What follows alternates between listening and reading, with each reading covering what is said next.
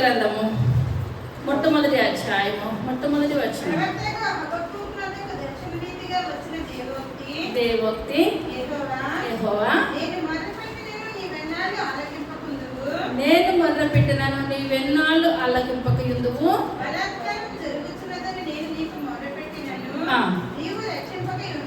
చాలండి, చిన్న ప్రార్థన చేసుకున్నాం.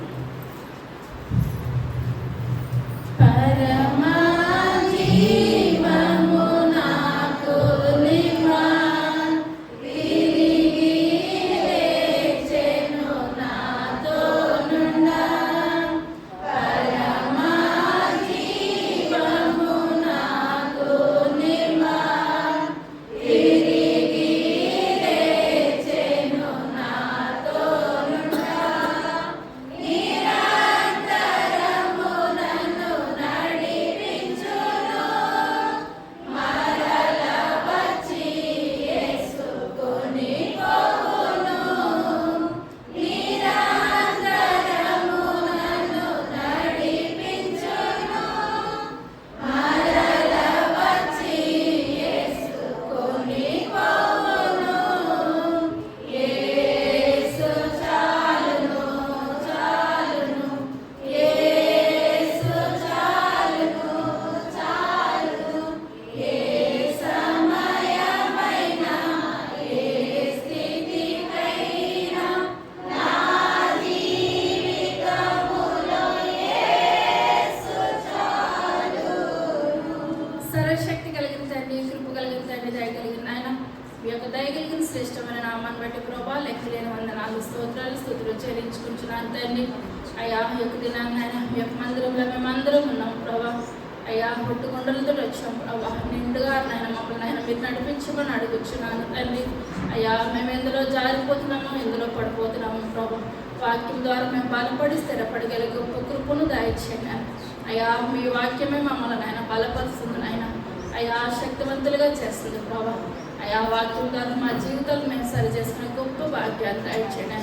అయ్యా చెప్పుచుండగా నన్ను మరుగుపరచండి ఆయన. మీ యొక్క పరిశుద్ధ ఆత్మశక్తులు నాయన చెప్పగలిగే శక్తిని నాకు దయచేయండి ప్రభా. వినగలిగే శక్తిని బిడ్డలందరికీ దయచేయండి. వాక్యానుసారమైన జీవితాలు అందరికీ దయచేయమని త్వరగా రాబోచున్న యేసయ్య నామం పెట్టి పెట్టుకొచ్చున్నాము తండ్రి. చదువు పెట్టి మళ్ళీ చదువు. హబక్కూకునొద్దకు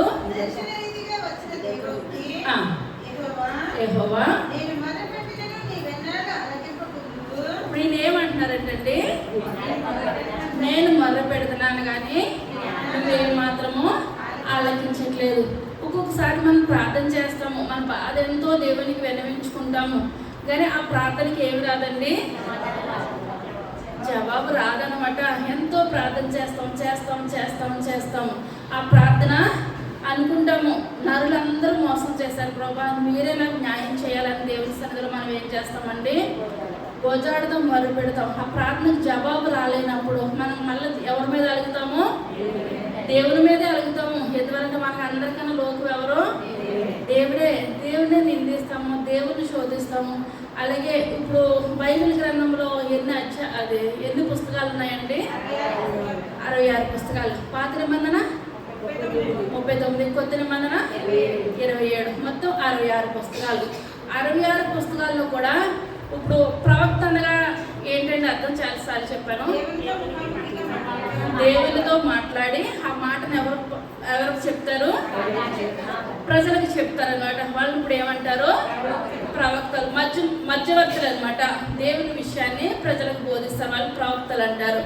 ఇప్పుడు మిగిలిన 66 పుస్తకాల్లో అందరూ కూడా ఇప్పుడు ఏంటంటే దేవుడు ఏది చెప్తే అది ఆలకించాలి ప్రజలకు చెప్తున్నారనమాట.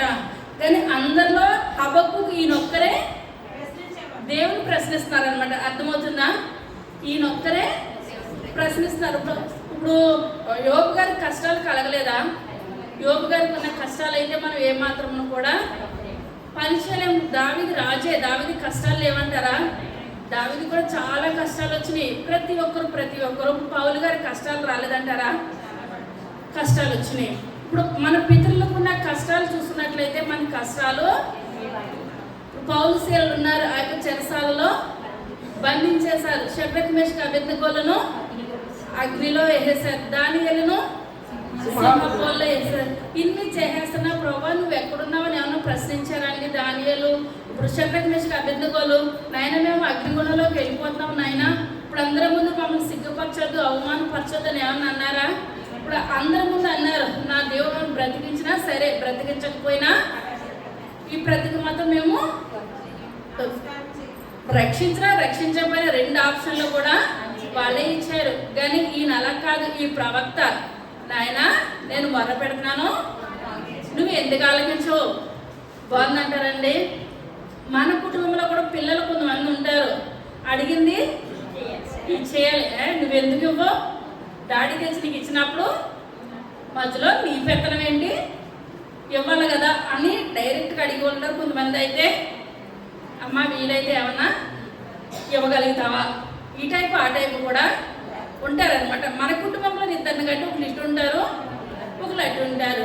కానీ ఈయన అలా కాదు, ఈయన డైరెక్ట్గా ఇప్పుడు 66 పుస్తకాలు వీళ్ళందరూ కూడా మౌనం అయిపోయారు. కష్టాలు భరించిన వాళ్ళే మౌనం అయిపోయారు. కానీ ఈయన ఒక్కరే దేవుని ప్రే చేస్తున్నారంటండి, ప్రశ్నిస్తున్నారు. ప్రభా నేను ఇంతకాలం నుంచి నేను ప్రార్థన చేస్తున్నాను కదా, నువ్వు ఎందుకు ఆలకించుకున్నావు, ఎందుకు మౌనం అయిపోయావు? ఇప్పుడు ఈయన మౌనం అయిపోవడానికి గల కారణము, ఇప్పుడు ఈయనకు వచ్చిన ప్రశ్న మనకి వస్తుంది. ఒక్కొక్కసారి ఈ లోకంలో చూసుకున్నట్లయితే చాలా మంది దుర్మార్గులు, దుష్టులు ఎలా ఉంటున్నారండి, ఉన్నతమైన స్థితిలోకి వెళ్ళిపోతున్నారు. ఇప్పుడు దొంగతనం చేసిన వాళ్ళు ఇప్పుడు 1 సంవత్సరం వరకు కష్టపడే అవసరం లేదు. అదే ఉదయం వెళ్ళి సాయంత్రం వరకు 200 పని చేసిన వాళ్ళకి ఏమనిపిస్తుంది? అయితే అయింది, వాళ్ళ జీవితాలే బాగున్నాయి, పూటకు 10 రకాలు తింటున్నారు, నాకు పచ్చడి మెతుకులు చారే, ఇదే నా జీవితానికి సరిపోతుంది, మనసు అనిపించదు. వాళ్ళ మార్గమే మంచిదేమో, మళ్ళీ ఇంకొక మనసు అనిపించచ్చు, ఆ యదవ జీవితం ఎందుకు, జీవించకపోయేందుకు వస్తాయంటారా? మన మనసులో ఉంటాయంటారా? నాయన దుర్మార్గులు ఎంతగానో వర్ధిల్లిపోతున్నారు. ప్రభా నేను దేవుడు దేవుడు దేవుడు దేవుడు అని మీ పాదాలు పట్టుకుంటున్నాను నాయన, నేను నీతిగా ఉన్నాను, యథార్థంగా ఉన్నాను, కానీ నేను ఎక్కడేసిన గొంగలంటే అక్కడే ఉన్నది ప్రభా అన్న డౌట్ వచ్చిందంటారా? వచ్చిన వాళ్ళు చేతులు పైకెత్తండి. వచ్చిందంటారా? ఏంటంటే మన యథార్థంగా బ్రతికిన వాళ్ళకి అందరికీ ఆ డౌట్ వస్తుంది. అదే దుర్మార్గులు వస్తుందంటారా? రాదు, చెవటవలసిన అవసరం లేదన్నమాట. కానీ ఈ యొక్క హబక్కూకు గారికి కూడా అదే డౌట్ వస్తుంది. ప్రభా నీతిమంతులేమో ఎక్కడేసిన వాళ్ళు అక్కడే ఉంటున్నారు ప్రభా, ఈ యొక్క దుర్మార్గులు ఏం చేస్తున్నారు, అంతకంతకు ఆశీర్వదించబడిపోతున్నారు. మరి నువ్వు ఏం చేస్తున్నావు ప్రభా? నువ్వు దేవుడు కదా, నువ్వేం చేయాలి? చూడాలి, నువ్వు న్యాయం చేయాలి. నువ్వు న్యాయం చేయకపోతే ఎవరు న్యాయం చేస్తారు ప్రభా? మీరు దిగి రావాలి, మీరు ఇప్పుడు ఏం చేయాలి? న్యాయం జరిగించాలి. న్యాయం జరిగితే కానీ ఏమాత్రం కూడా నేను విడిచిపెట్టింది ఎంత మాత్రం కూడా లేదు ప్రభా. దేవుడు ఏం చేస్తాడు? సంతోషిస్తాడంటారా?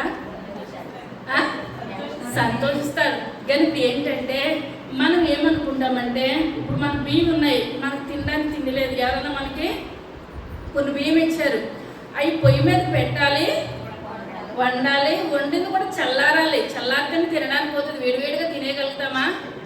మన యొక్క ఆలోచన ఎలా ఉంటుందంటే బియ్యం వచ్చినంటే వండేయాలి, తినేయాలి. దేవుడు ఆలోచన ఎలాగా? అది వండాలి, చల్లారాలి, తినాలి. కానీ ఈయనకి అలా, ఈయన హబక్కూకు గారికి అలా కాదు. నాయన దుర్మార్గులు మీరు ఏం చేస్తారో వెంటనే శిక్షించేయండి. మరలా అంటున్నాడు, ఏ ప్రభావ మీ చేతిలో లేదా? మీరు శిక్షించలేరా? మీరు శిక్షించవచ్చు కదా. ఇదంతా కూడా కలుగును కాకంటే కలిగేస్తుంది కదా. ఇప్పుడు దుర్మార్గులందరూ నశించుకోవాలి కాక అంటే నశించిపోతారు కదా. మీరు అలాగే ఇప్పుడు సొదొమ గొమొర్రా పట్టణం ఏమైందండి? నాశనం అయిపోయింది. అప్పుడు ఆ యోనా గారి కాలంలో ఏమైంది?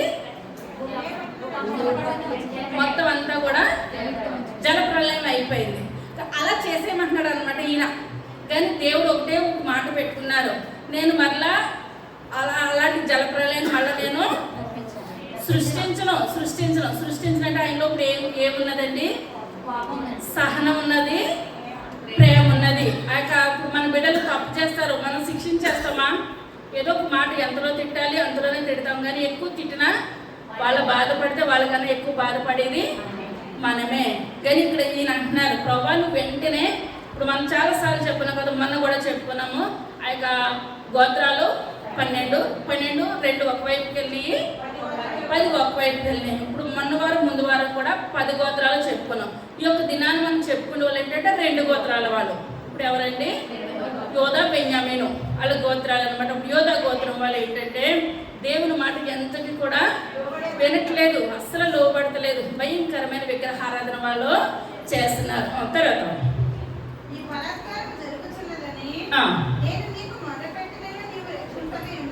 రక్షింపక ఉన్నావు, చూడనిచ్చుచున్నావు,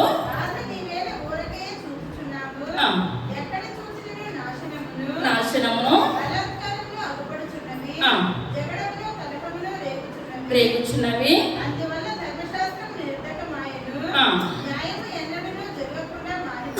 మానిపోయాను,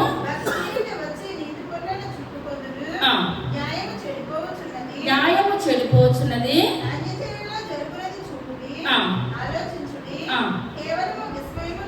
నందుడి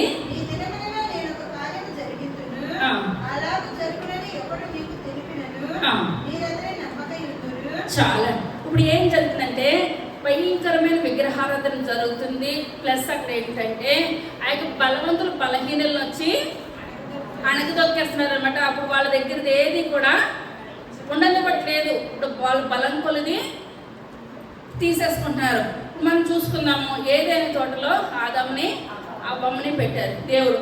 ఆదాముని అవ్వమ్మని పెట్టినప్పుడు ఆ యొక్క ఆదాము తినవద్దన్న పండు తిని పాపం చేసి ఎక్కడ దాక్కున్నాడండి? చెట్టు చాటును దాక్కున్నాడని దేవునికి తెలుసు. తెలిసినప్పుడు మళ్ళా అదే ఏ సమయంలో అయితే దేవుడు ఆ యొక్క ఏదైనా తోటకు వస్తాడో ఆ సమయంలో వచ్చి ఆదామా నువ్వు ఎక్కడున్నావు అడిగాడా దేవుడు. ఆదాము ఎక్కడ దాక్కున్నాడో దేవునికి తెలియదంటారా? మన హృదయంలో తలంపు పుట్టక మునిపే ఆయనకి తెలుసు. కానీ ఇప్పుడు చెట్టు చాటునున్న ఆ యొక్క ఆదాముని దేవుడు విడిచిపెట్టేశాడంటారా? విడిచిపెట్టలేదు. అప్పుడు ఆదాము ఏమంటున్నాడు? నీ స్వరం విని దిగంబర్ని తెలిపిన వాడు ఎవడు అని దేవుడు చెప్తే అంతా కూడా తెలుస్తుండే దేవుడు అతని దగ్గరికి వచ్చాడు. విడిచిపెట్టాడంటారా దేవుడు ఆదాముని అవ్వనేనే? ఆయన చర్మాన్ని వస్త్రం కింద చేసి వస్త్రపు చొక్కాయలు వాళ్ళని కుట్టించి వాళ్ళని ఏం చేస్తాడండి? ఏదైనా తోట బయట వాళ్ళని నివాసం చేయమని. కానీ చంపేశాడంటారా? చంపలేదు. ఇప్పుడు ఆ యొక్క గిద్యోను ఉన్నాడు. గిద్యోను ఉన్న కాలంలో మిద్యానీలు వచ్చి ఇశ్రాయేలు మీద పడి వాళ్ళని దోచుకున్న సమయంలో గిద్యోను దగ్గర కొన్నే గోధుమలు ఉన్నాయి. గాలిని చాటున గిద్యోను ఏం చేస్తున్నాడండి? గోధుమలు దొల్లగొట్టుకున్న సమయంలో దేవుడు వచ్చాడంటారా? పాత నియమ గ్రంథంలో దూత అనగా యేసయ్యే. దేవుడు మానవ రీతిగా ఈ లోకంలో రాలేనంతసేపు కూడా దేవుని దూత అనగా దేవుడే. దేవుడు వచ్చి గిద్యోను విడిచిపెట్టేస్తాడంటారా? గిద్యోనుకు నేను ఎలా వాడుకుంటాను? నేను గొప్పగా నేను వాడుకుంటానని చెప్పినాడు. గిద్యోను నమ్మాడంటారా? వాళ్ళకి జడిసి ఎప్పుడు ఏం చేస్తున్నాడు? మిద్యానీలకి జడిసి గాలికి చాటున గోధుమలు దొల్లగొట్టుకుంటున్నాడు. కానీ దేవుడు ఎవరిని కూడా విడిచిపెట్టడు. కానీ ఇక్కడ హబక్కూకు గారు ఏమనుకుంటున్నారు? దేవుడు యోధా ప్రజల్ని విడిచిపెట్టేసినట్టున్నారు, వీళ్ళకి ఇష్టారాజ్యం అయిపోతున్నట్టుంది అని ఒకటే ప్రార్థన దేవుని సన్నిధిలో ఇంకా చేసి విసుగుపోయి అనుకున్నాడు, ప్రభా నువ్వు ఎన్నాళ్ళు ఆలకించుకుంటావు? నువ్వు చేయాలనంటే నిమిషంలో చేసేస్తావు కదా, నువ్వు దిగి రావాలి. ఇప్పుడున్న వాళ్ళందరినీ కూడా నువ్వేం చేయాలి? నాశనం చేయాలి. ఇప్పుడు ఇదేంటంటే హబక్కూకు అనగా దానికి అర్థం ఏంటంటే ఇంకా కౌగిలించుకొనుట. హబక్కూకు అనగా హత్తుకొనుట, కౌగిలించుకొనుట, కొట్లాడుట, పోరాడుట. ఏంటండి? కౌగిలించుకొనుట, కొట్లాడుట, ఇంకా పోరాడుట. ముందు ఇప్పుడు ఏం చేస్తున్నాడండి? కౌగిలించుకుంటున్నాడు దేవుణ్ణి. ప్రేమ ఉందా? ప్రేమ ఉంది కనుకనే కౌగిలించుకుంటున్నాడు. మళ్ళా కొట్లాడేస్తున్నాడు అనమాట. ఈయన ఏం చేస్తున్నాడండి? కొట్లాడుతున్నాడు. ఇప్పుడు మొదటి అధ్యాయం అంతా కూడా ఘర్షణ అనమాట. ఎవరెవరికి ఘర్షణ? దేవునికి హబక్కూకు గారికి ఘర్షణ అయిపోతుంది అనమాట. అంతా కూడా యేసయ్య ప్రభువా నువ్వు అలా చేయాలి, ఇలా చేయాలి, అలా చేయాలి, ఇలా చేయాలి. కానీ మనకి ఏంటంటే వెంటనే జవాబు రాదు. ఒక్కొక్కసారి వెంటనే వస్తుంది జవాబు, ఒక్కొక్కసారి వెంటనే రాదు. మనం ఏం చేయాలండి? నిరీక్షించాలి, ఎదురు చూడాలి. ఏ సమయాన్ని దేవుడు ఇవ్వాలో ఆయనకి తెలుసు. ఆ సమయానికి మనం ఏం చేయాలండి? ఎదురు చూసి మనం తీసుకోవాలి. అంతే. దేవుడు ఇచ్చినప్పుడే మనం తీసుకోవాలి తప్పించి మన ఇష్టానుసారంగా దేవుడు ఇవ్వమనంటే అది ఎంత మాత్రం కూడా కరెక్ట్ అయిన విషయం కాదు. ఇప్పుడు రెండో వచనంలో ఏంటంటే ఆయనకి ప్రార్థనకి సమాధానం వచ్చేసింది అనమాట. ఏమొచ్చేసిందండి? ప్రార్థనకి సమాధానం వచ్చేసింది. మూడో అధ్యాయంలో ఏంటంటే ఆయన స్తుతి చెల్లిస్తున్నాడు అనమాట. ఇప్పుడు మనం చేసిన కార్యాలకు ఏం చెల్లించాలండి? స్తుతి చెల్లించాలి. ఫస్ట్ ఏంటండి? ఘర్షణ, రెండోది ప్రార్థన, మూడోది స్తుతి. అర్థమవుతుందా? ఫస్ట్ ఏంటండి? ఘర్షణతో ప్రారంభమైనది, ప్రార్థనతో కొనసాగింది, స్తుతితో ముగించబడింది. మళ్ళీ చెప్పండి. ఘర్షణతో ప్రారంభమైంది, ప్రార్థనతో కొనసాగింది, స్తుతితో ముగించబడింది. మనకేంటంటే ఘర్షణతో ప్రారంభమై ఘర్షణ దగ్గరే ఉండిపోతాం, అలుగుతాం అనమాట. అలిగి ప్రభువా నీకు నాకు గుడ్ బై అంటాం. కానీ నేను అలా కాదు, ఘర్షణ పెట్టినా ప్రార్థన చేసి ఆ ప్రార్థన జవాబు వచ్చేంత వరకు కూడా నేను కొట్లాడుతూనే ఉంటాను అని దేవుని సన్నిధిలో కొట్లాడాడు అనమాట. ఇప్పుడు యాకోబు ఉన్నాడు, చాలాసార్లు చెప్పుకున్నాం. యాకోబు దేవుని సన్నిధిలో ఇప్పుడు తండ్రిని మోసం చేశాడు, అన్నని మోసం చేశాడు. అన్నను మోసం చేసి తన మామ దగ్గరికి వెళ్ళిపోయాడు, పదనారాంకి వెళ్ళిపోయాడు. వెళ్ళిపోయిన తర్వాత అక్కడ భార్యను సంపాదించుకున్నాడు, బిడ్డలను సంపాదించుకున్నాడు, ఆస్తిని సంపాదించుకున్నాడా? అంతా వచ్చిన తర్వాత మళ్ళీ చివరికి 20 సంవత్సరాలు తన జీవితం చూసుకుంటే ఏమీ లేదు, వ్యర్థంగా వెళ్ళిపోయింది అనమాట. దేవుని కొరకు ఏది కూడా చేయలేదు. భార్యలు అనుకున్నాడు, బిడ్డలు అనుకున్నాడు, సంపాదన అనుకున్నాడు, ఇలాగ జీవితం వెళ్ళిపోయింది. మళ్ళీ దేవుడు తిరిగి రమణ ప్రదేశానికి వచ్చేస్తున్నాడు, బేతేలికి వచ్చేస్తున్న సమయంలో దేవుడు మాట్లాడి రాత్రి అంతా కూడా అన్నగారు వచ్చేస్తున్నాడు. అన్నగారు ఇప్పుడు 20 సంవత్సరాలు ఎంత అయితే కష్టపడ్డాడో ఆయన ఆస్తంతని విడిచిపెట్టేశాడు. తన అన్నగారు వస్తున్నాడని సగం ఏం చేస్తాడండి? పనిచేస్తాడు అనమాట. భార్యల బిడ్డల్ని పక్కన పెట్టేశాడు, ఒక్కడే అయిపోయాడు అనమాట. ఒక్కడే అయిపోయి ఇప్పుడు పెనికిలాడుతున్నాడు అనమాట. ఎబ్బోకు రేవు దగ్గర యాకోబు పెనికిలాడుతున్నాడు. ప్రభా నువ్వు ఆశీర్వదిస్తేనే కానీ నేను విడిచిపెట్టను. ఇప్పుడు ఆశీర్వాదం అంటే ఆస్తి లేదా? ఆస్తి ఉన్నదా? బిడ్డలు లేరా? బిడ్డలు ఉన్నప్పుడు అన్నీ ఉన్నాయి. ఇప్పుడు మనం దేవుని సన్నిధానికి ఎందుకు వస్తున్నామండి? సహజంగా లోకానుసారమైన ఆశీర్వాదాలు. ప్రభా నాకు అప్పులు ఉన్నాయి తీసివేయండి, నాకు అనారోగ్యం ఉన్నది తీసివేయండి, ఇది తీసివేయండి. ఈ యొక్క ఆశీర్వాదాలు కోరుకోలేదండి యాకోబు. తనకి బిడ్డలు ఉన్నారు, ఆస్తున్నది, లోకానుసారమైన ఆశీర్వాదాలు అన్నీ కూడా ఉన్నాయి. తండ్రి ఆశీర్వదించలేదా? కానీ ఇప్పుడు దేవుని ద్వారా ఇప్పుడు ఏం కావాలనుకుంటున్నాడండి? ఆశీర్వాదం కావాలి. చాలా మంది నీ దేవుని గుడికి వెళ్తున్నావు, 2 సంవత్సరాలు నీ దేవుడు నీకు ఏం చేస్తాడు? మనకు ఆరోగ్యం ఇచ్చాడు చాలదంటారా? దేవుని సంఘానికి వస్తున్నాం చాలదంటారా? నువ్వు ఎంత సంపాదించి నీ లోపల పట్టుకెళ్ళిపోయేది ఏమైనా ఉందంటారా? ఏది కూడా లేదు. కానీ దేవుడు ఇచ్చిన ఆశీర్వాదాలకు యాకోబు ఏం చేస్తాడు?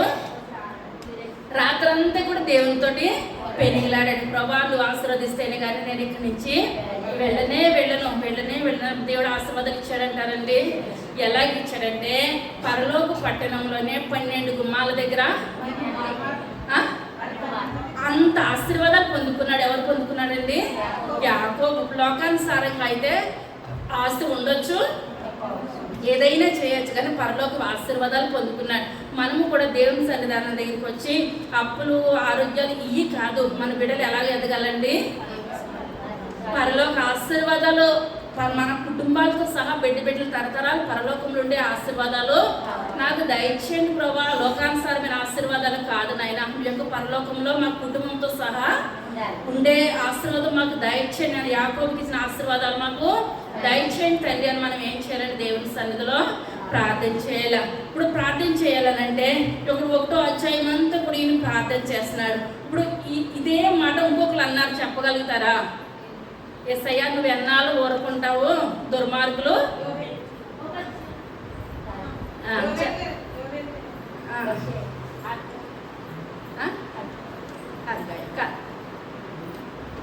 చెప్పలేరా? 73వ కీర్తన 3వ వచనం.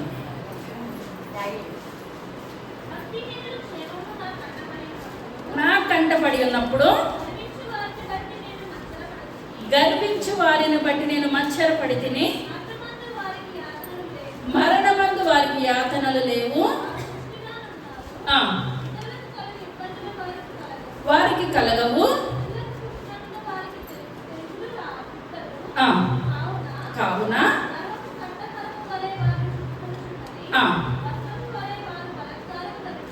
ధరించుకుందురు,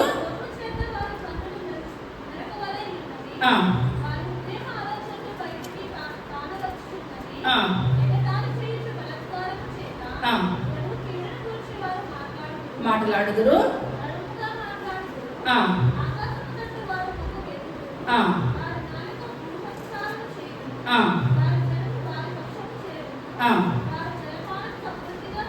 ఇప్పుడు ఇది ఎవరు రాశారండి? ఆసాబు గారు బాధపడుతున్నారనమాట. సేమ్ హబక్కూక్ గారు ఎలా బాధపడ్డారో ఆసాబు గారు కూడా, ప్రభా నీతిమంతులు ఏం చేస్తున్నారు, అంతకంతగా ఆశీర్వదించబడిపోతున్నారు, ప్రభా నువ్వు చూడవా నాయనా, మేము ఎక్కడున్న వాళ్ళము అక్కడే ఉన్నాం ప్రభా. ఒక నిమిషంలో దావీదు భక్తుడు కూడా ఇదే మాట అంటున్నాడు, ప్రభా నువ్వు ఎన్నాళ్ళు ఊరగా ఉంటావు ప్రభా, నువ్వు ఎన్నాళ్ళు మౌనంగా ఉంటావు నాయన, మీరు మాకు సమాధానము దయచేయండి ప్రభా, దయచేయండి నాయన అని. ఇప్పుడు ఎవరెవరు అన్నారండి? హబక్కూక్ అన్నారు, ఆసాబ్ అన్నారు, దావీదు కీర్తనకారుడు అని దావీదు గారు కూడా అన్నారు. మిగిలిన వాళ్ళు ఏంటంటే దేవుడు ఎక్కడ బాధపడిపోతారేమోనని మౌనంగా మాట్లాడే వాళ్ళు మనసులో అనుకుంటాం, కానీ బయటకనం మనకి కూడా అటువంటి బాధ ఉంటుంది. ప్రభా నేను ఎంతో నీతిగా న్యాయం కొన్నాను నాయన, నన్ను సిగ్గుపరచదు ప్రభా, సహాయం దయచేయండి అంటే హబక్కూక్ గారికి వచ్చిన సహాయం మనకి వచ్చిందంటారా? వస్తుంది. దేవుడు ఎవరిని విడిచిపెట్టే దేవుడు అయితే ఎంత మాత్రం కూడా కాదు, కానీ ఆయన సమయంలో మనకి ఏం చేస్తాడండి? ఆ సహాయం మనకు దయచేస్తాడు. తర్వాతగా 2వ రాజుల గ్రంథము 22వ అధ్యాయము మొట్టమొదటి వచనం.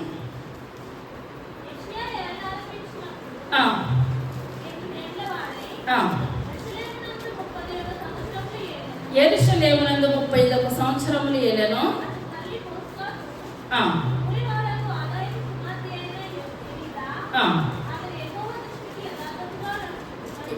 యథార్థముగా నడుచుచు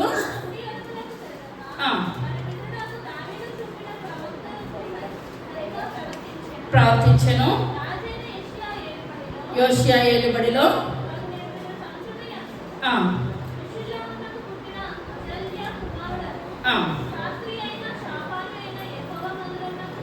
పొమ్మని చెప్పి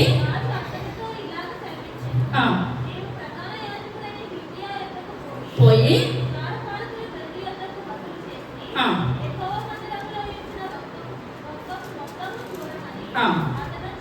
చెప్పుము,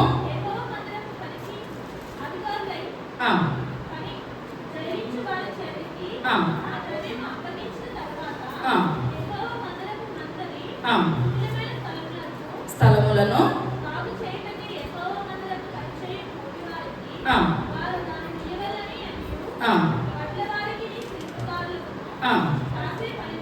పనివారికి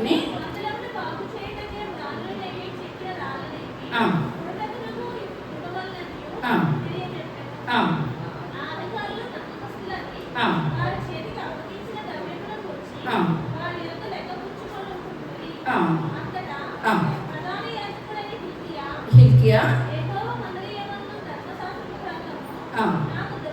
దొరికినని చెప్పి చాలండి. ఇప్పుడు ఏంటంటే ఇప్పుడు మనం చెప్పుకున్నాం కదండి, ఏ రాజ్యాల గురించి చెప్పుకున్నామో, ఉత్తర రాజ్యాల గురించి చెప్పుకున్నాం. అందులో మంచి వాళ్ళు ఎవ్వరూ కూడా లేరనమాట, అందరూ కూడా చెడ్డవాళ్ళే. 19 మంది మీరు చెప్పారు కదా రాజులు, దేవుని నామానికి వందనాలు. ఇప్పుడు ఎవరి గురించి అండి? దక్షిణ రాజ్యాలు. దక్షిణ రాజ్యాల్లో మనం చూసినట్లయితే అక్కడక్కడ మంచివారు ఉన్నారు. మొత్తం అంతా మంచివారు కాదు, కానీ అక్కడక్కడ దేవుని భయం తెలిసిన వారు కొంతమంది ఉన్నారు. అప్పుడు ఆ కొంతమందిలో మంచి వాళ్ళు ఈయన ఒకరు అనమాట. పేరేంటండి? యోషియా అనమాట. ఇప్పుడు ఈయన ఏంటంటే, ఇప్పుడు ఈయన కాలం వచ్చేసరికి ఇప్పుడు మనం ఉన్నామండి.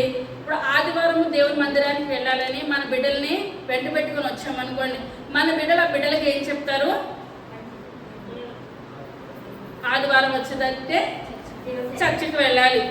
ఇప్పుడు స్త్రీలకైనా మనము, పురుషులకైనా, మగవాళ్ళకంటే ఆడవాళ్ళకంటే ఆదివారం వస్తే దేవుని మందిరానికి వెళ్ళాలని మనం మన బిడ్డలకి చెప్తే వాళ్ళ బిడ్డలకి చెప్తారు. ఇప్పుడు ఇదే కంటిన్యూ అయిపోతుంది. కానీ ఇప్పుడు మనం తల్లిగా మనం ఏం చేస్తున్నామంటే, మనము దేవుని సన్నిధానానికి వచ్చి మన బిడ్డలకి సినిమా టికెట్ డబ్బులు ఇచ్చి, నువ్వు నేను వెళ్ళొచ్చులాగా థియేటర్కి వెళ్ళి వచ్చేస్తాయి, వేడివేడిగా అక్కడ అయ్యి వండి పెట్టాను, నువ్వు తిను అంటే బిడ్డలకి ఏది అలవాటు అవుతుందండి? అదే అలవాటు అవుతుంది అనమాట. వాళ్ళ పిల్లలకి ఏం చెప్తారు? అయ్యే మాట అదే కంటిన్యూ అయిపోద్ది. 6 దినాలు కష్టపడతారు, 7వ దినం వచ్చేసరికి సినిమా హాల్కి, శేఖార్లకి అక్కడిక్కడికి వెళ్తారు అనమాట.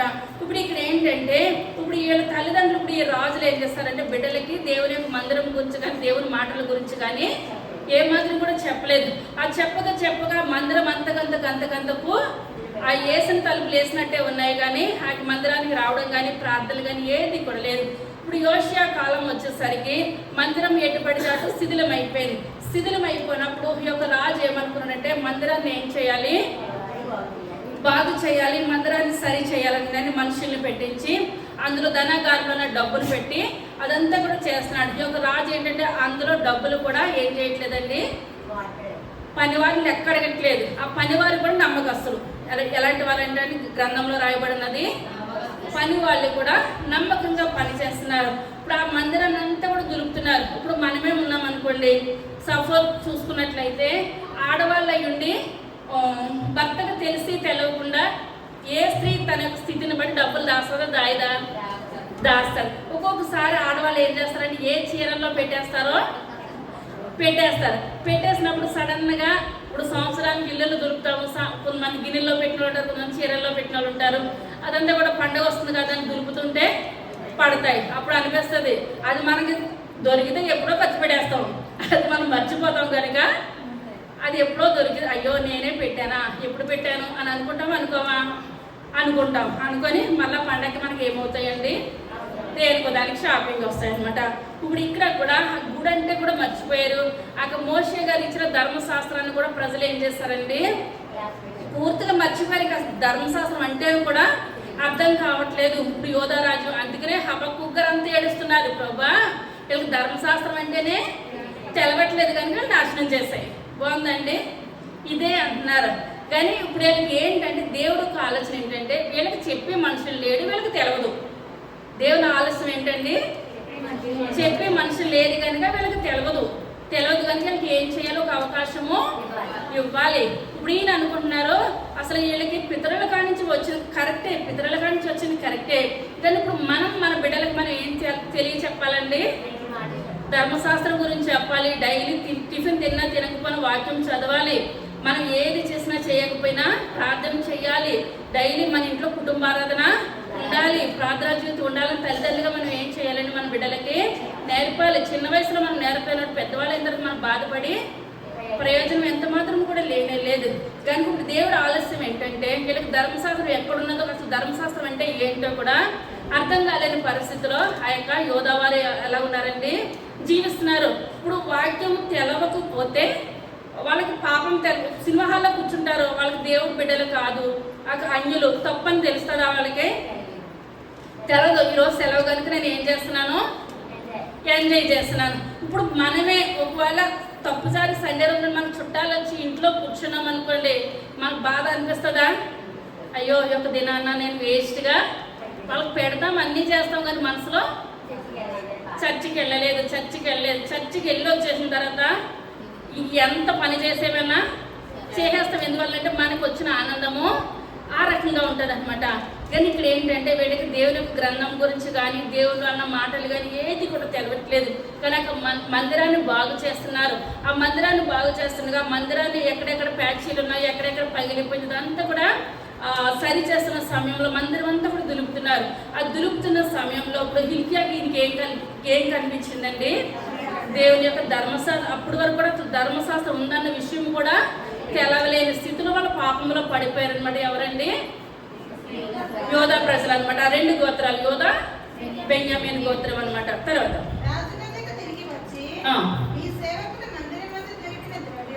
ద్రవ్యమును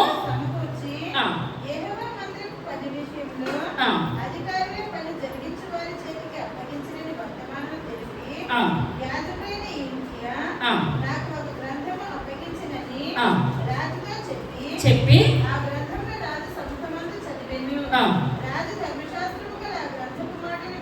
వినినప్పుడు ఇప్పుడు ఏం చేశాడంటే రాజు గ్రంథం దొరికిందా పక్కన పడేయండి అన్నాడా? పక్కన పడేయండి అనలేదు. ఎప్పుడైతే గ్రంథం దొరికిందో అయ్యో ప్రభా మీరున్నారా నాయన మా పితరుల దేవా అంటే నేను మంచివాడని అంటారా? మంచివాడే. కొంతమంది ఇప్పుడు బైబిల్ ఉంటాయి ఎన్నాళ్ళైనా అలాగే ఉంటాయి, బూజు పట్టిపోతే దొలిపరు. కొంతమంది అయితే ఆదివారం ఇంటికి వెళ్ళి పెడితే మళ్ళీ ఆదివారం టప్ప దుమ్ము దులిపి పట్టుకొని వస్తారనమాట. ధర్మశాస్త్రం తెలుసు కానీ తెలుసుండి చదవరు అనమాట, నిర్లక్ష్యం అనమాట. కానీ వీరికి ఎప్పుడైతే ధర్మశాస్త్రం అని తెలిసిందో రాజు ఏంటి అక్కడ ఏం చేస్తాడంటే తన బట్టలు ఏం చేస్తాడంటే అండి చింపుకున్నాడు. ప్రభా నాకు ఇంత జీవితం వేస్ట్ అయిపోయింది నాయన, మీ యొక్క ధర్మశాస్త్రం యొక్క మందిరంలో నుండి చూడలేని స్థితిలో ఉన్నాను, చదవలేని స్థితిలో ఉన్నాను ప్రభా, నన్ను క్షమించండి అనడమే కాదు కానీ ఈ గ్రంథము నేను చదవడమే కాదు ఇక్కడ ఉన్న యోధా ప్రజలందరికీ ఏం తెలవాలి? ఈ యొక్క గ్రంథం గురించి తెలవాలి, ఈ యొక్క ధర్మశాస్త్రం గురించి తెలవాలి నాయన అనుకొని కన్నీరు కార్చాడు అనమాట. మనం ఏంటంటే తెలవకు మన జీవితాల్లో వెనక్కి చూసుకుంటే మనం అనుకుంటాము న్యాయాధిపతులు చూసుకున్నట్లయితే 20 సంవత్సరాలు వాళ్ళకి దేవుని ఎరక్కుండా ఉన్నారు. ఆ 20 సంవత్సరాలు ఎలా గడిచిపోతున్నాయో 20 సంవత్సరాలు అయిన తర్వాత శ్రమలు వచ్చిన తర్వాత మళ్ళీ వాళ్ళు ఏం చేస్తున్నారండి? ప్రభువా మమ్మల్ని క్షమించు. ఇప్పుడు వాళ్ళే కాదు మన జీవితంలో కూడా నువ్వు కన్నీరు కార్చి ఎన్ని దినాలైంది, నువ్వు గట్టిగా దేవుని సన్నిధిలో ఒక నిర్ణయం తీసుకున్నావు కదా రోజుకి ఇన్ని గంటలని చేస్తానని మాట ఇచ్చి ఎన్ని సంవత్సరాలు గడిచిపోయినంటే మన జీవితంలో కూడా అలాగే లెక్కలేనన్ని సంవత్సరాలు గడిచిపోతూ ఉంటాయి. ఒక్కళ్ళకి కాదు, మనకి మనం ఏం చేయాలండి? ప్రశ్నించుకోవాలి, ఆలోచించుకోవాలి. కానీ రాజు ఏం చేస్తున్నాడంటే బట్టలు చింపుకొని కన్నీరు కార్చి ప్రభా మేము చేసింది తప్పునైనా అందుకనే ఈ ప్రజలకి పాపం అంటే ఏంటో భయం లేని స్థితిలో ఏం చేస్తున్నారో పాపం చేసేస్తున్నారయ్యా. ఇందులో అన్నీ కూడా రాయబడినాయి, మంచి రాయబడినది, చెడు రాయబడినది, అన్నీ కూడా రాయబడి ఇది తెలవక ఇప్పుడు ప్రజలు ఏం చేస్తున్నారో భయంకరమైన పాపంలో పడిపోయారు. నాయన మమ్మల్ని క్షమించు ప్రభా అని కన్నీరు కార్చాడు అనమాట ఈ యొక్క రాజు. తర్వాత చదవండి.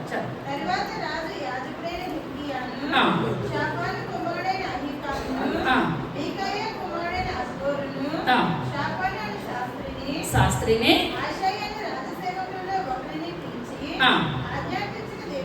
ఆజ్ఞాపించినదేమనగా గ్రంథపు మాటలను గూర్చి నా విషయంలోను యోధా వారందరి విషయంలోను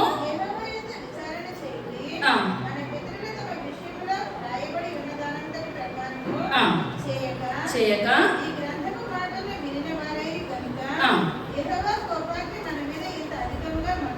అధికముగా మండుచున్నది.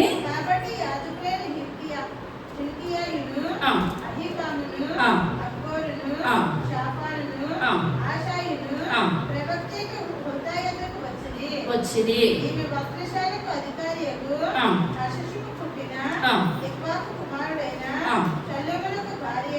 చాలండి. ఇప్పుడు ఏంటంటే ఇప్పుడు యొక్క గ్రంథం దొరికినప్పుడు యొక్క రాజు అంటున్నాడు ఇది దీని విషయం తెలుసుకోవాలి, దాని వివరణ మనకి తెలవాలి. ఇది తెలవాలి కనుక మనము మన రాజు కుటుంబం ఒక్కటే అంటలేదు, యోధా ప్రజలందరి గురించి కూడా మనం ఇప్పుడు ఏం చేయాలి?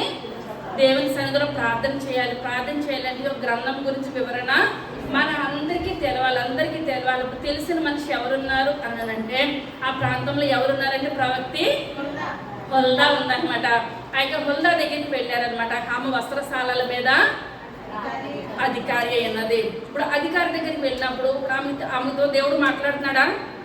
ప్రవక్తిని కదా దేవుడు మాట్లాడినప్పుడు ఈ గ్రంథం ఎవరి దగ్గరికి వచ్చింది? హుల్దా దగ్గరికి వచ్చింది.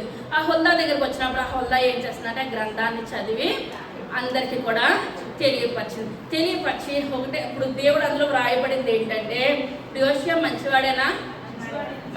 మంచివాడే కాకపోతే గ్రంథాన్ని ఏం చేద్దరండి, ఇంకా దాచిపెట్టేద్దరు అనమాట. కానీ దాచిపెట్టలేదు, అందరికీ తెలవాలి. కన్నీరు కారిస్తే, ఇతని కన్నీరు కార్చడం ఎవరికి ఇష్టమైందండి? దేవునికి ఇష్టమైంది. అప్పటికే హబక్కూకు గారు ప్రార్థన చేసేస్తున్నారు, ఏమని?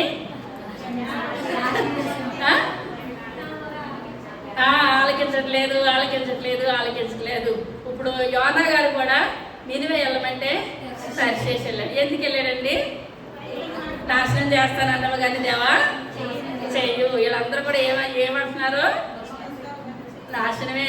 మనకి మనసులో అనిపిస్తారు దుర్మార్గులు అంతకంతకు నిన్నగాక మొన్న వచ్చి ఆశీర్వదించబడిపోతున్నారు. నాయన నేను ఎప్పుడో చిన్నప్పుడు వచ్చాను ఇక్కడికి, నేను ఎక్కడున్నానో అక్కడే ఉన్నాను. వస్తుంది, అందరికీ వస్తుంది అనమాట ఈ డౌట్. కానీ ఇప్పుడు ఇక్కడికి వెళ్ళాన్న ఆ యొక్క స్త్రీ చెప్తుంది అనమాట, ఈ యొక్క ప్రవక్తిని చెప్తుంది. ఏమనంటే దాన్ని వివరించి చెప్తుంది. అదే అధ్యాయము 18వ వచనం. విచారణ చేయటకై ఈ మాట తెలియపరచుడి,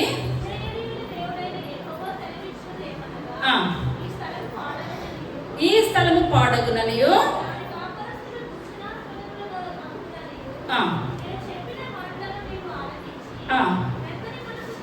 మెత్తని మనసు కలిగి దీనత్వము ధరించి కన్నీళ్లు రాల్చితివి గనుక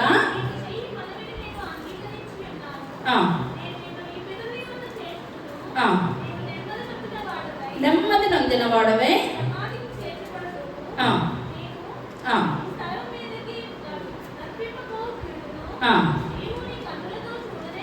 చూడనే చూడవు.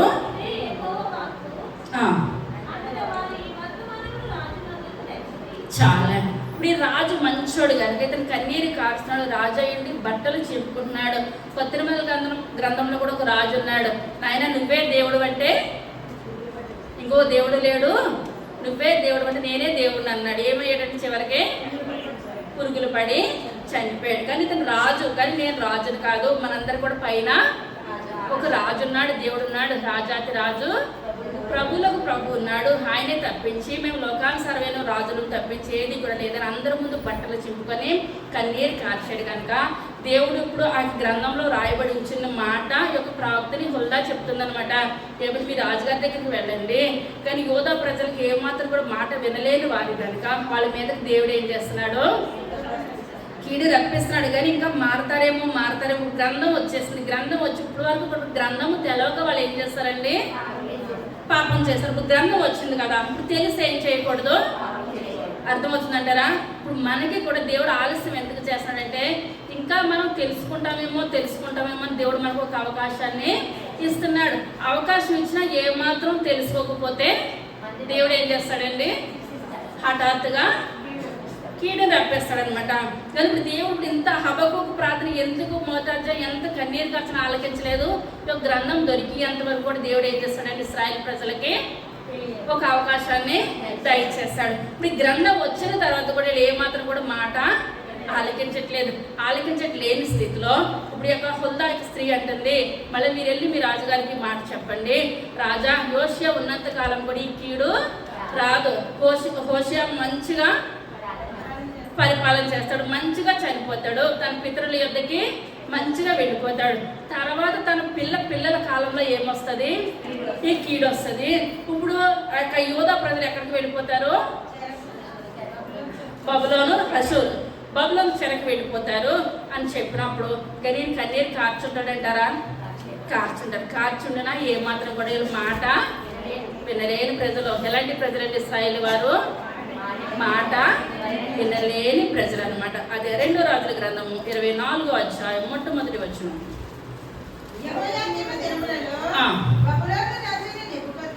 నెబుకద్నెజరు యెరూషలేము మీదికి వచ్చెను. చాలా. ఇప్పుడు ఏం జరిగింది, ఎవరు వచ్చేసారు,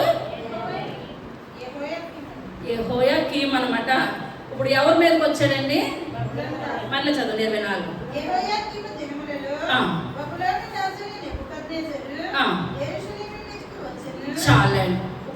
దేవుడు ఎవరికి అప్పగించేస్తాడు వాళ్ళని?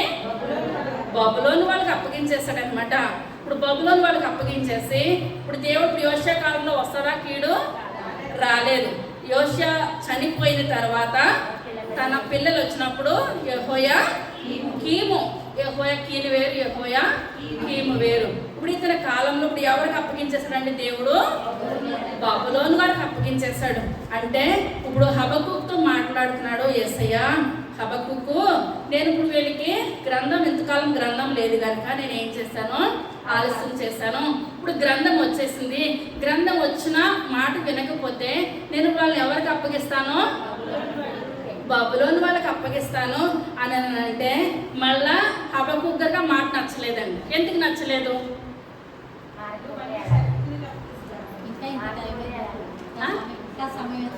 ఇంకా సమయం ఎందుకు? ఇంకా ఇంకొకరు చెప్పండి. ఏది ఆలోచన సార్ చెప్పండి. అవి లేదు లేదు దాని ఏముంది?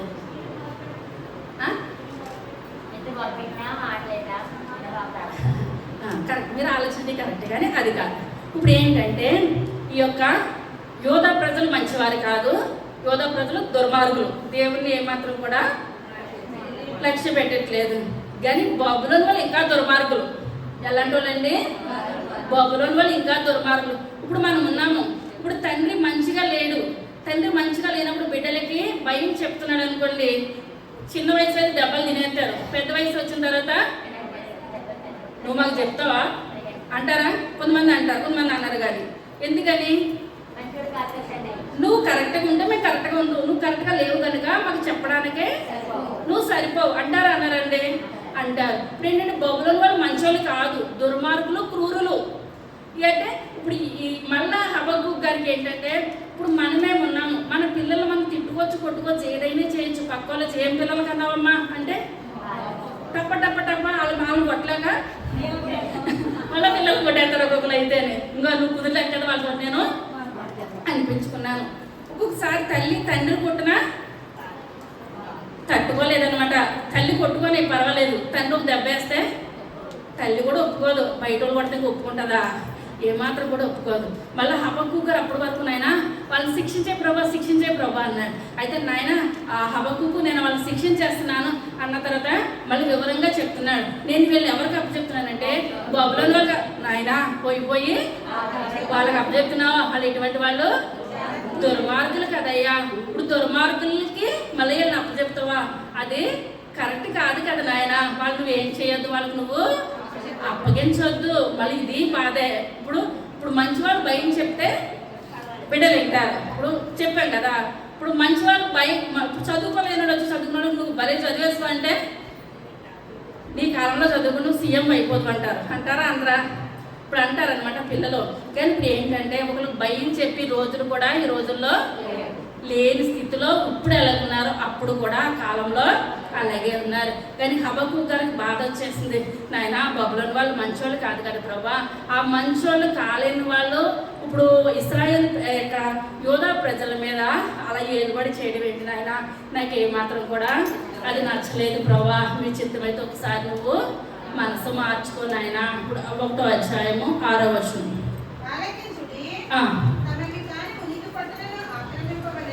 తమవి కాని ఉనికి పట్టును ఆక్రమింపవలెనని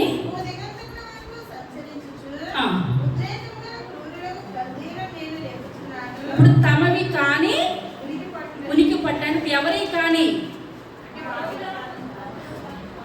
బబులోను వాళ్ళకి ఇప్పుడు ఇది ఎక్కడ నేర్చులేమో సంబంధం ఏమాత్రం కూడా లేదు. కానీ తమకు కానీ ఉనికి పట్టినప్పుడు వాళ్ళు ఏం చేస్తున్నారు? ఆక్రమించుకుంటున్నారు. ఇప్పుడు దేవుడు చెప్తున్నాడు, వాళ్ళు వచ్చి బబులోను వాళ్ళు వచ్చి ఆక్రమించుకుంటున్నారంటే ఈయన అంటున్నాడు, ప్రభా తమది కాదు కదా ఆ ప్రాంతము, వాళ్ళు మంచివాళ్ళు కాదు కదా నాయన, ఈ యొక్క ప్రదేశాన్ని వాళ్ళకి ఏమాత్రం కూడా అప్పగించొద్దు నాయన. మీరు ఒకసారి మీరు ఆలోచించండి ప్రభా అని దేవుడిని మళ్ళీ హబక్కుకు అడుగుతున్నాడు అనమాట. తర్వాత ఉన్నారు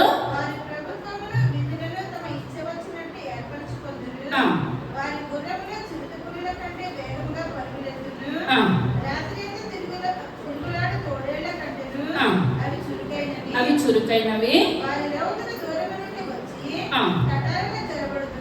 తటాలను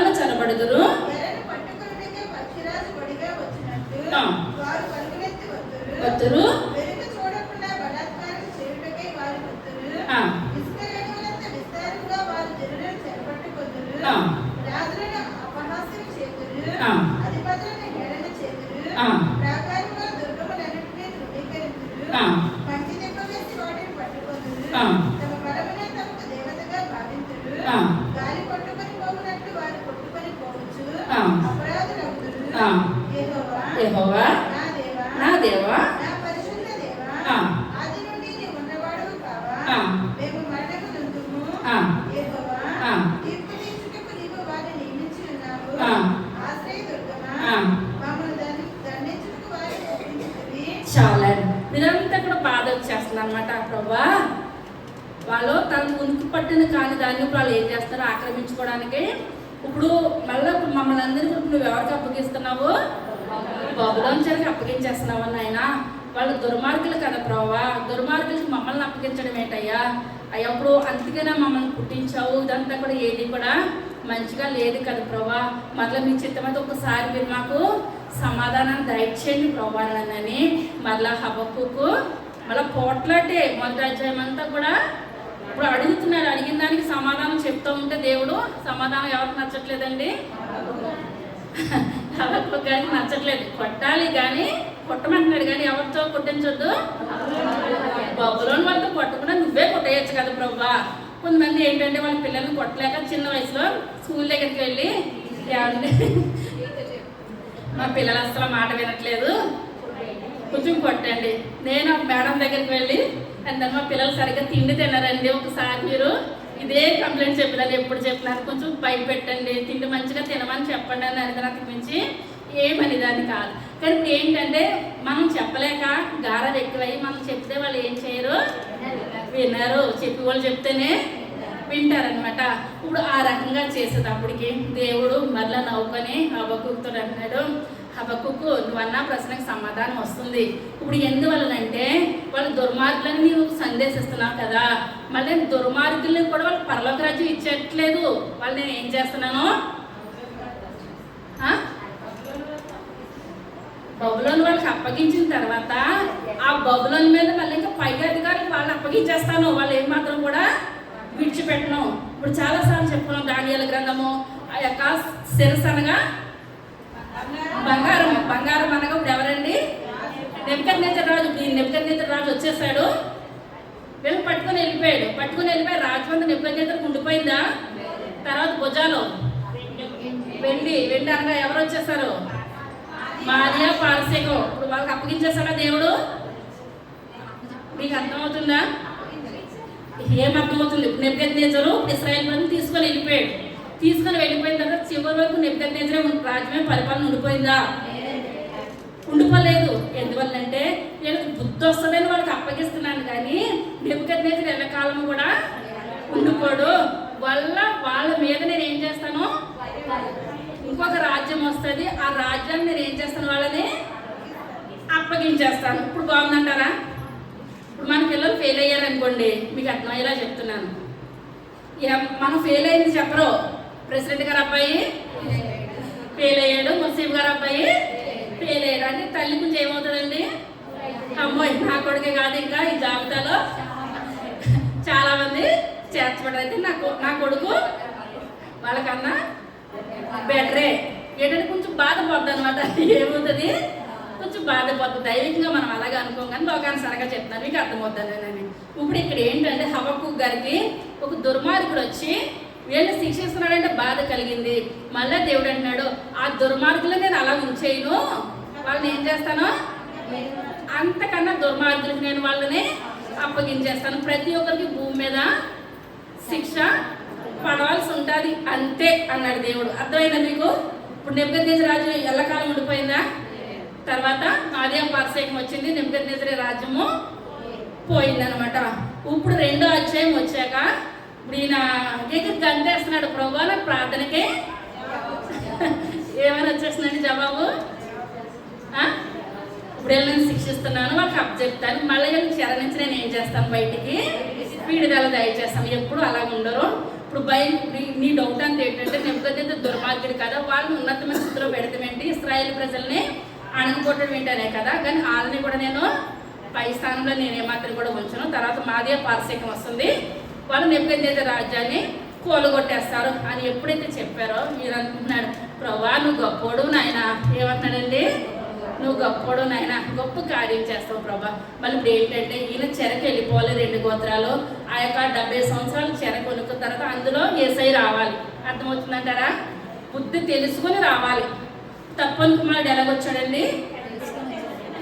తన తప్పు తను తెలుసుకోకుండా వచ్చి మళ్ళీ ఆస్తి రాయమని రాసేస్తాడే తండ్రి.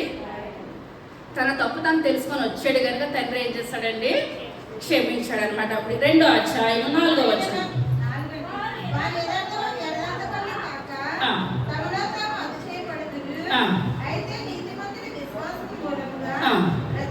బ్రతుకును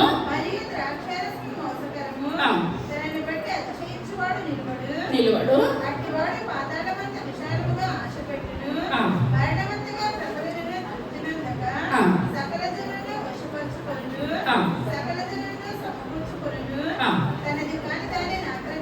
ఆక్రమించి శ్రమ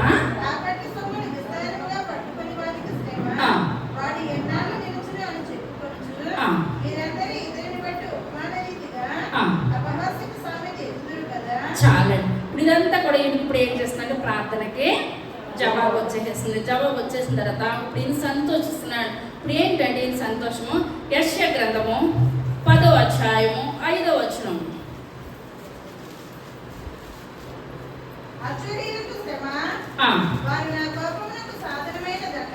సాధనమైన దండము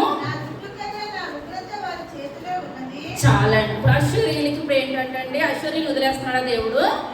వదలట్లేదు. ఇప్పుడు అశ్వరీయులు ముఖ్య పట్టణం ఏంటండి? అశ్వరీయులు ముఖ్య పట్టణం నినివే. ఏంటండి?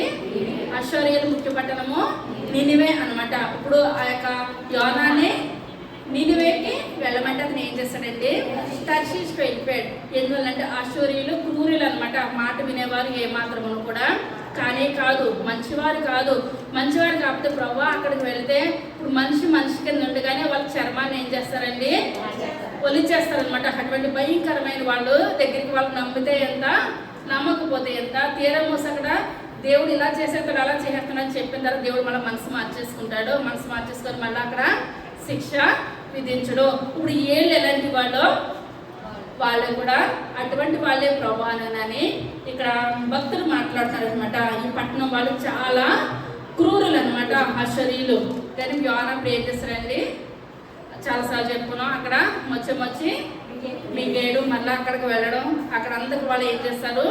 గోనె బట్ట కట్టుకొని ప్రార్థన చేసినప్పుడు దేవుడు ఏం చేస్తాడు? గొప్ప ఫలితాన్ని దయచేస్తాడు. ఇప్పుడు ఇక్కడ కూడా ఇప్పుడు ఇదంతా జరిగిన తర్వాత హబక్కూకు గారు అంటున్నారు, ప్రభా నువ్వు గొప్ప దేవుడు నాయన, నా ప్రార్థనకి జవాబు వచ్చింది ప్రభా చాలు అని అనుకొని అదే 3వ అధ్యాయం మొట్టమొదటి వచనం.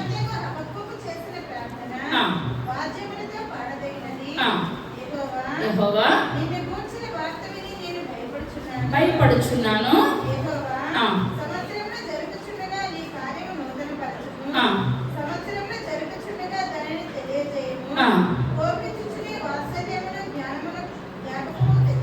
చాలా. ఇప్పుడు దేవుడు ఇప్పుడు ఏం చేస్తున్నాడంటండి? కోపిస్తూనే వాత్సల్యం. ఇప్పుడు హబక్కూకు శిక్షించేయమంటే శిక్షించేయచ్చు కదా దేవుడు. కానీ హబక్కూకు ఎంత కోపం వస్తుందో దేవునికి కూడా యోధా ప్రజల మీద అంత కోపం వస్తుంది. కానీ కోపించుతూనే దేవుడికి మన మీద ఏం చూపిస్తున్నాడండి? వాత్సల్యత చూపిస్తున్నాడు అనమాట. నాయన నువ్వు ఇంత గొప్ప దేవుడు ప్రభా, నాకే కోపం అన్నది, మీకు కోపం లేదు కదా, కోపం లేదు కదా అని నేను అనుకున్నాను. మళ్ళీ అప్పచెప్తుంటే బబులోని వాళ్ళకి అప్పచెప్తున్నావు ఏంటి నాయన అనుకున్నాను. కానీ మీరు బబులోని వాళ్ళని కూడా మీరు ఏమాత్రం కూడా విడిచిపెట్టట్లేదు. కానీ మీరు గొప్ప దేవుడు ఆయన, గొప్ప దేవుడు ఆయన. ఇక్కడి నుంచి ఇంత 66 పుస్తకాల్లో అందరూ కూడా మిమ్మల్ని ఒక్కరు కూడా ప్రశ్నించలేదు. నేను ఏం చేశాను? మిమ్మల్ని ప్రశ్నించాను నాయన, నాది తప్పు. అదే 3వ అధ్యాయము 17వ వచనం. అంజూరపు చెట్లు పూయకుండినను, ద్రాక్ష చెట్లు ఫలింపకపోయినను, ఒలీవ చెట్లు కాపులేక ఉండినను,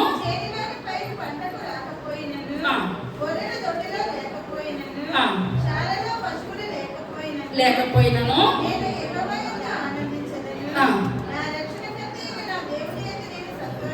సంతోషించదను.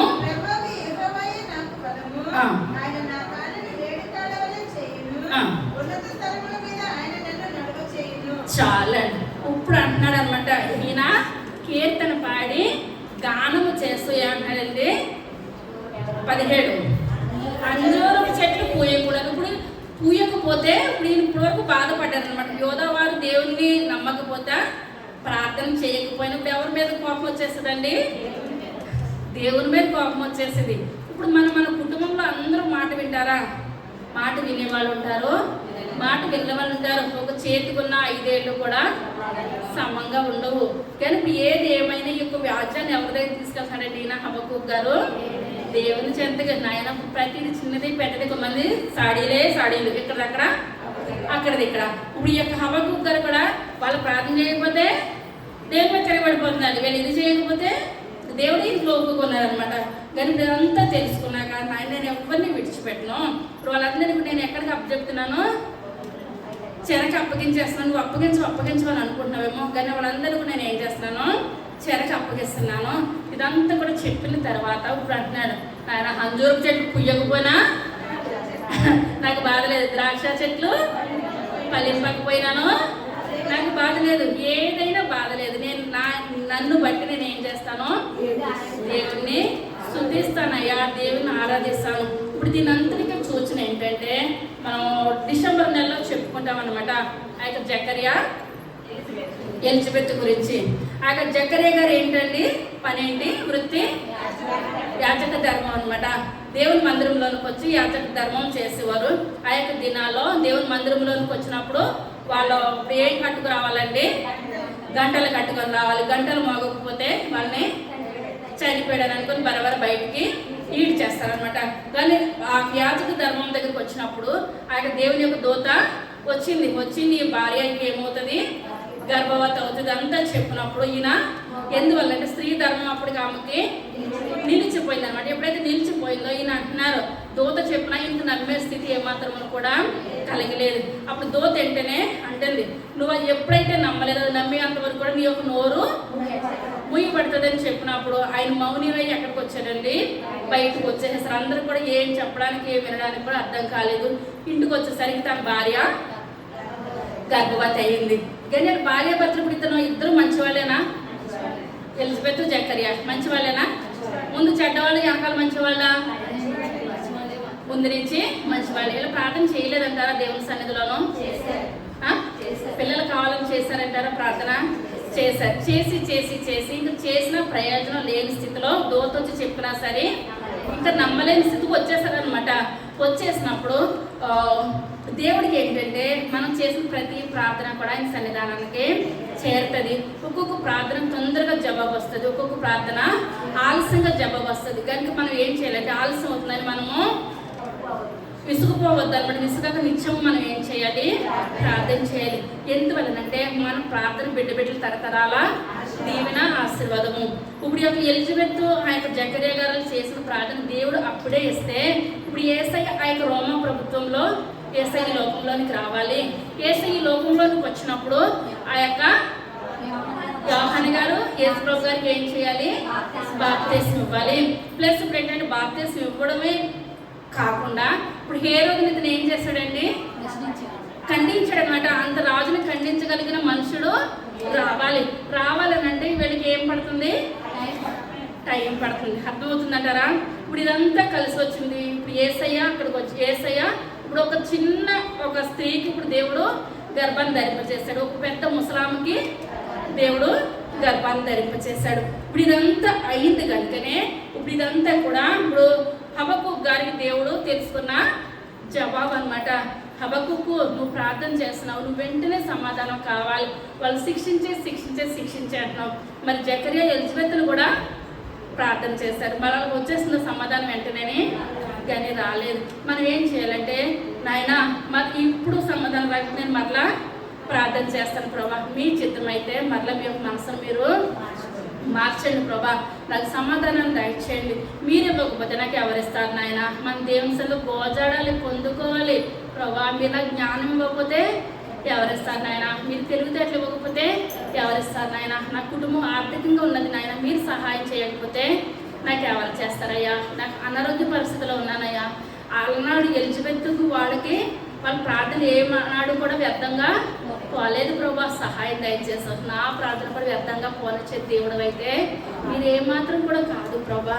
ఎందువల్లంటే వీళ్ళందరూ కూడా చెరకి వెళ్ళాలి, చెరకి వెళ్ళే సమయం రావాలి. ఆ కుటుంబంలోంచి మరియమ్మ తల్లి రావాలి. మరియమ్మ తల్లి గర్భంలో యేసయ్య రావాలి. అదే సమయంలో ఎవరు రావాలండి? యోహాను గారు రావాలి. ఇంత జరగాలంటే ఇదేది కాకుండా హబక్కూకు గారు ప్రభు వాళ్ళని ఏమంటారండి? వాళ్ళని శిక్షించేయాలి. నువ్వు ఎదురు మాట మాట్లాడద్దు. శిక్షించే అంటున్నాడు. కానీ శిక్షించడానికి కూడా ఇప్పుడు చాలా మంది సేవకులు మారుమూల గ్రామంలోకి వెళ్తున్నారు. పరలోక రాజ్యం వెళ్ళిన తర్వాత అంట చాలా మంది అంటారంట, అక్కడ నరకాన్ని చూసి ప్రభా మాకు మీ యొక్క వాక్యం అంటే మాకు తెలియదయ్యా, మీ ప్రార్థన అంటే మాకు తెలియదు, తెలిస్తే మేము 24 గంటలు కూడా మేము మోకాళ్ళ మీదే ఉందాం ప్రభు అంటారంటే. అటువంటి ప్రశ్న లేకుండా సేవకులు ఏం చేస్తారంటే చాలా మంది మారుమూల గ్రామం తెలవలేని కొండ ప్రాంతాల్లోనూ కూడా ఇప్పుడు వెళ్ళి దేవుడి గురించి ప్రచారం చేస్తున్నారు. ప్రతి ఒక్క మోకాలు ఆయన సన్నిధిలో పొంగాలి. ప్రతి ఒక్క నోరు కూడా ఆయన ఏం చేయాలండి? స్తుతించాలి, గణపరచాలి. ఇంత సమయం ఉన్నది కనుక దేవుడు ఒక రాకడని ఏం చేస్తున్నాడండి? ఆలస్యం చేస్తున్నాడు. కానీ ఇప్పుడు లోకమంతా పాపంతో నిండి ఉన్నది. హబక్కూకు కాలంలో ఎలా ఉన్నది ఇప్పుడు కూడా లోకము అలాగే ఉంది. కానీ దేవుడు శిక్షించేస్తున్నాడు అంటారా? అలా శిక్షిస్తూ ఉంటుంటే మనం చేసిన పాపానికి లోకం ఎప్పుడో ఇది అయిపోను. కానీ దేవుడు ఇప్పుడు ఏం చేస్తున్నాడంటే ఎవరు కూడా మారుమూల గ్రామంలో కూడా దేవుడు అంటే తెలవలేని వాళ్ళు ఎవరు కూడా ఉండదు. ఇదంతా తెలుసుకున్నాడు ప్రభా. మీరు రాకపోవడానికి ఆలస్యం అవ్వడానికి కూడా కారణం ఇదానైనా నన్ను మీరు ఏం చేయండి? క్షమించండి ప్రభా. ఎవరు గొడవ నాకు ఎందుకు? అందరి గురించి నేను ప్రార్థన చేస్తాను.